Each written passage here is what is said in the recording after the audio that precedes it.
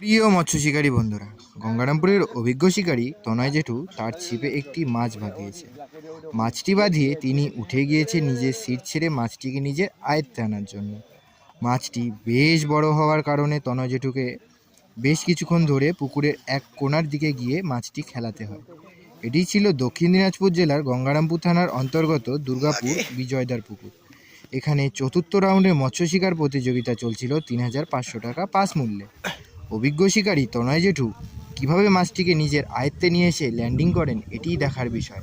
আপনারা শেষ পর্যন্ত ভিডিওটা দেখতে থাকুন। ধন্যবাদ।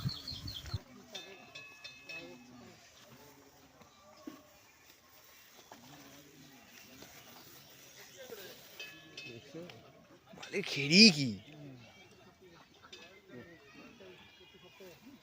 হ্যাঁ, সব ঘটে মাছ হয়ে গেল আর কি, কম বেশি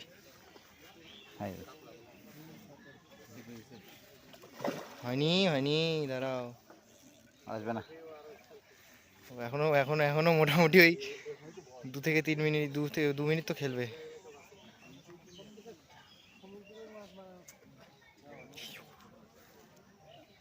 আসুক আগে ওই মালটা, আমি এভাবে ধরে আছি।